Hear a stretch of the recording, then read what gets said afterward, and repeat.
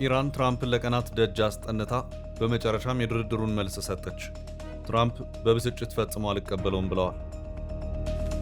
Donald Trump has branded the Iranian regime's response to a US proposal to end their war as totally unacceptable. Iran's response is into the US peace proposal and President Trump calls the response totally unacceptable.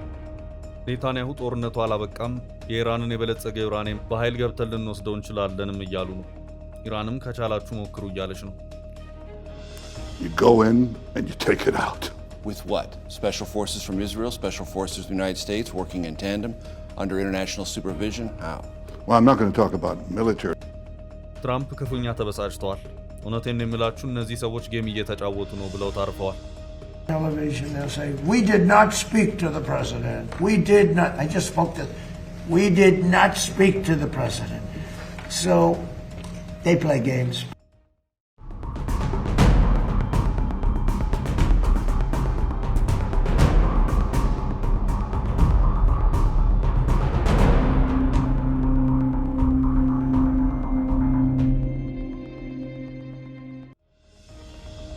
ፕሬዚዳንት ዶናልድ ትራምፕ ክፉኛ ተበሳጭተዋል።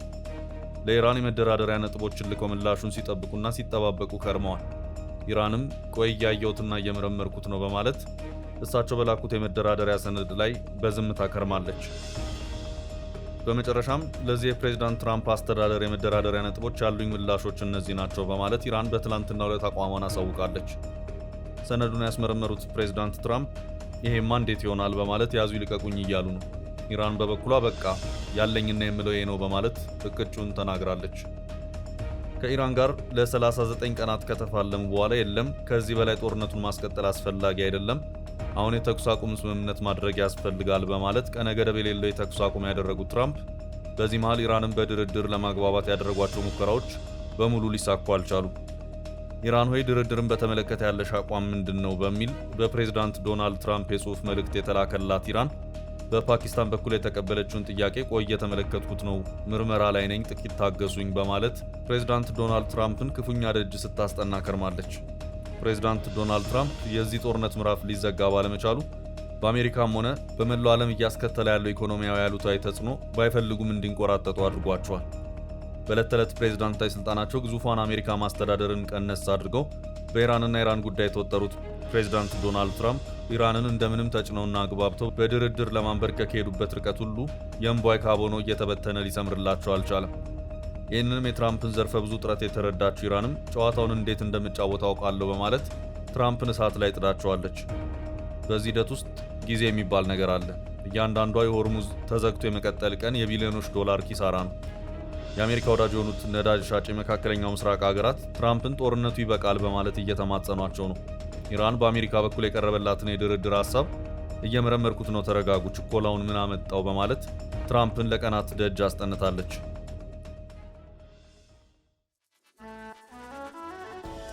በመጨረሻም የኔ አቋም ይህ ነው በማለት የድርድር ሰነድ ምላሹን ሰጥታለች። ትራምፕ በዚህ ወቅት ነበር በንዴት ጦፈው ይሄ ተቀባይነት የለውም፣ ኢራን እያሾፈችና ጌም እየተጫወተች ነው ሲሉ ምላሻቸውን የሰጡት።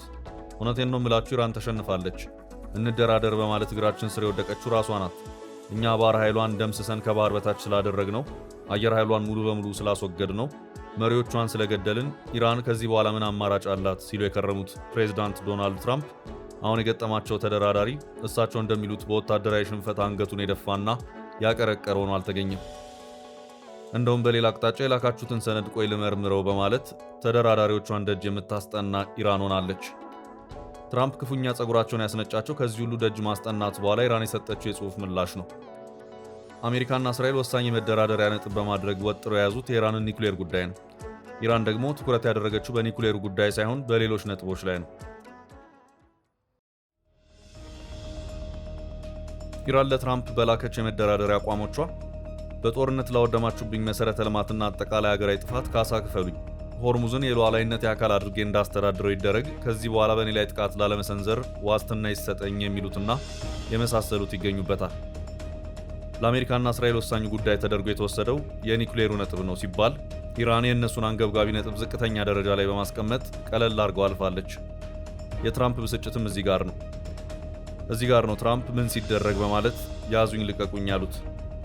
ትራምፕ እውነቴን ነው የምላችሁ ኢራን ጌም እየተጫወተች ነው፣ ሹፈት ነው የያዘችው በማለት ምላሻቸውን ሰጥተዋል። ፕሬዝዳንቱ በየጊዜው በሚያቀርቡት መረጃ መሰረት በጦርነት የተሸነፈ ተደራዳሪ በዚህ ደረጃ የኔ መደራደሪያ ነጥቦች እነዚህ ናቸው፣ ከፈለጋችሁ ተቀበሉት ሊል አይችልም። የትራምፕ ከባድ አጣብቅኝም እዚች ነጥብ ላይ ነው። አሁን ትራምፕ ወደፊትም የማይሄዱበት ወደ ኋላም የማያፈገፍጉበት አንድ የሆነ ግራ አጋቢ የፖለቲካ አጣብቅኝ ውስጥ ገብተዋል። አሜሪካውያኑ ኑሮ ተወደደ፣ ነዳጅ ጨመረ፣ ሸቀጦች ናሩ በማለት ነጋ ጠባ አስተዳደራቸውን እያማረሩ ነው። ለዚህ ደግሞ ምክንያቱ የኢራን ጦርነት በተለይ ደግሞ የሆርሙዝ መዘጋት ነው። በዚህ የኢራን ጦርነት አጠቃላይ የዓለም የንግድ አቅርቦት ሰንሰለት ወይም ሰፕላይ ቼን የሚባለው አደጋ ውስጥ ገብቷል። የዓለም ነዳጅና የእህል ምርት ማዳበሪያም ክፉኛ ንሯል። እነዚህ ሁኔታዎች አሜሪካን እንደዚሁም ቀሪውን ዓለምንም ጭምር እየፈተኑ ይገኛሉ። እናም በዚህ ጭንቅ ውስጥ የገቡት ትራምፕ የነበራቸው ፍላጎት የኢራንን ድርድር ፈጠን አድርጎ መቋጨት ነበር። ድርድሩም የሚቋጨው እሳቸው በጦርነቱ ተሸናፊ ነች ያሏት ኢራን መሸነፏን በድርድር እጅ መስጠት ወይም ኮንሴሽን በሚሉት አካሄድ የተጠየቀችውን ሁሉ አቤት ወዴት ብላ ስታስረክብ ነው። ግን ደግሞ አልሆነም።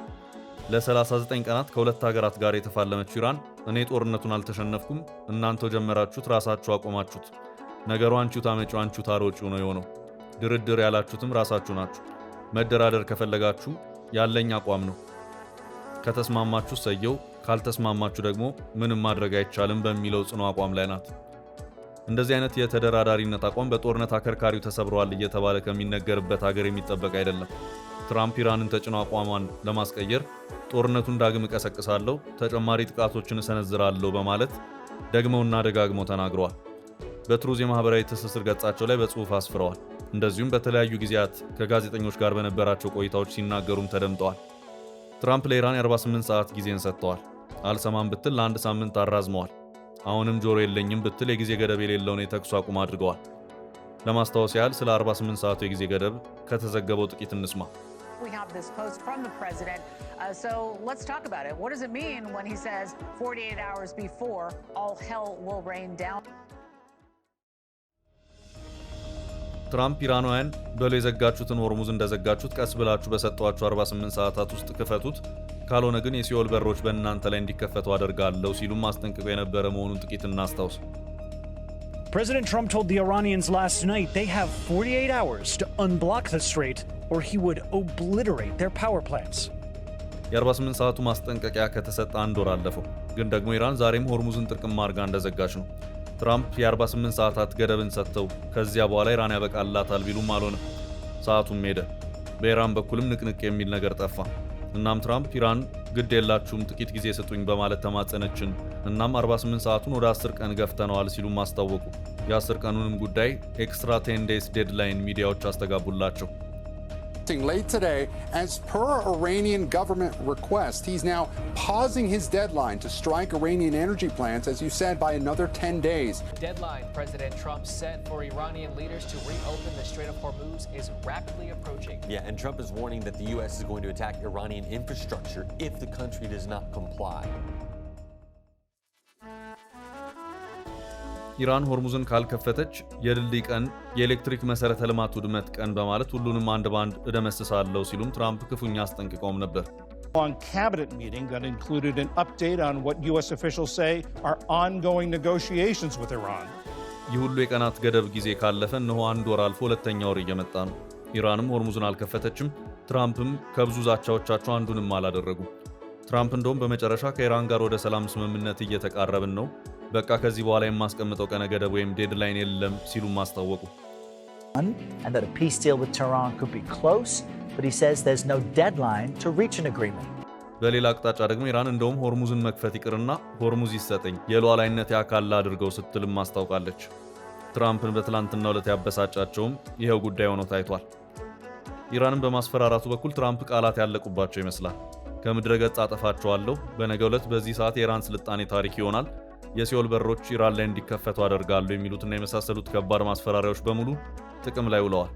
የሲኦል ደጆች እንዲከፈቱባቸው አደርጋለሁ ከሚለው በላይ ከባድ የንጽጽር ማስፈራሪያ የለም። ትራምፕ ከጦርነቱ ባሻገር ኢራንን በዚህ ደረጃ በቃላት ጦርነት አስፈራርተው ለማንበርከክም ብዙ ጥረዋል። ሌላው ቀርቶ ኢራንን ማን እንደሚመራት አናውቅም፣ መሪዎቹ እኮ አልቀዋል፣ ያሉትም ቢሆን ተከፋፍለዋል፣ ለድርድር ሊመቹን ያልቻሉትን በዚህ ምክንያት ነው፣ የመከፋፈል ቁስላቸውን በመጠገን ተስተካክለው እስኪመጡ ድረስ ጥቂት እንጠብቃቸው በማለት ትራምፕ ሲናገሩም ተደምጠዋል። ትራምፕ ኢራናውያን ጦርነቱን ስለተሸነፉ ድርድሩንና የሰላም ስምምነት መፈረሙን ከኛ በላይ አጥብቀው የሚፈልጉት እነሱ እንጂ እኛ አይደለንም። እነሱ ይህንን ስምምነት ካልፈረሙ ከባድ የሚባል ስቃይ የሚገጥማቸው መሆኑ መታወቅ አለበት በማለትም ደጋግመው ሲናገሩ ተደምጠውም ነበር። ከብዙዎቹ መሰል ንግግሮቻቸው አንደኛውን በጥቂቱ ቀንጨብ አድርገን እንስማቸው። They have to understand, if it doesn't get signed, they're going to have a lot of pain.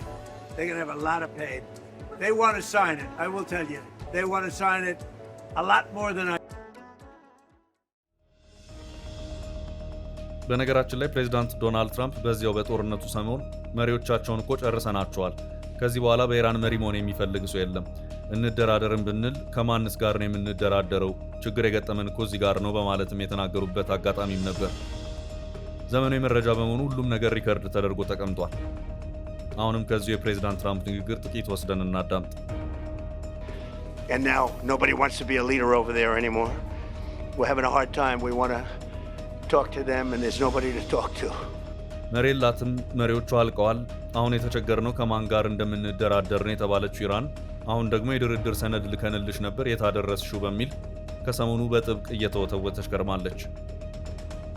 አሁን ባለው ሁኔታ አሜሪካና እስራኤል ከኢራን ጋር ያደረጉት ጦርነት ቢቆምም የድርድሩ ጉዳይ አንድ ነጥብ ላይ ተቆልፎ ቁጭ ብሏል። ይኸውም ወሳኝ ነጥብ የኢራን ኒኩሌር ጉዳይ ሲሆን አሜሪካና እስራኤል ኢራን የኒኩሌር ፕሮግራሟን እርግፍ አድርጋ መተው አለባት፣ እንደዚሁም ለኒኩሌር ጦር መሳሪያ ግብዓትነት ለመጠቀም ያዘጋጀችውንም የበለጸገ ዩራኒየም ከግዛቷ በማስወጣት ማስረከብ አለባት ማለታቸውን ወጥረው እንደያዙ ነው። ኢራን የኒኩሌር ፕሮግራሟን እርግፍ አድርጋ መተው አለባት የሚለው አንደኛው የአሜሪካና እስራኤል አቋም ነው። ሁለተኛው ነጥብ ኢራን ለኒኩሌር ግብዓትነት ያበለጸገችውን 400 ኪሎ ግራም ዩራኒየም ታስረክብ የሚለው ነው። ኢራን ይህን በተመለከተ አታስቡት ብላለች። ኢራን በዛ ከተባለ ለሰላም ሲባል የበለጸገውን ዩራኒየም ደረጃ ካለበት ዝቅ ላደርግ እችላለሁ እንጂ ማስረከብ የሚባለውን ነገር አታስቡት በሚለው አቋም ላይ ናት። በዚህ መሃል ከሰሞኑ ከፕሬዝዳንት ዶናልድ ትራምፕ ጋር በስልክ ተነጋግረዋል የተባሉት የእስራኤሉ ጠቅላይ ሚኒስትር ቤንያሚን ኔታንያሁ ኢራን የበለጸገውን ዩራኒየም ማስረከብ አለባት፣ ጦርነቱንም ቢሆን እንዳልተቋጨ መታወቅ አለበት፣ ካልሆነ እኛ ገብተን እንወስደዋለን ሲሉ ከሲቢኤስ ጋር በነበራቸው ቆይታ ተናግረዋል። You go in and you take it out. With what? Special forces from Israel, special forces of the United States working in tandem under international supervision? How? Well, I'm not going to talk about military. እስራኤል የኢራን ጦርነት ያበቃበት መንገድ የተዋጠላት ሆኖ አልታየም። አሁንም ብዙ የሚቀር ነገር አለ እያለች ትገኛለች። የጠቅላይ ሚኒስትር ቤንያሚን ኔታንያሁ ከሰዓታት በፊት የተደረገው የሲቢኤስ ኒውስ ቃለ ምልልስ የሚያሳየው እውነታም ይህንኑ ነው።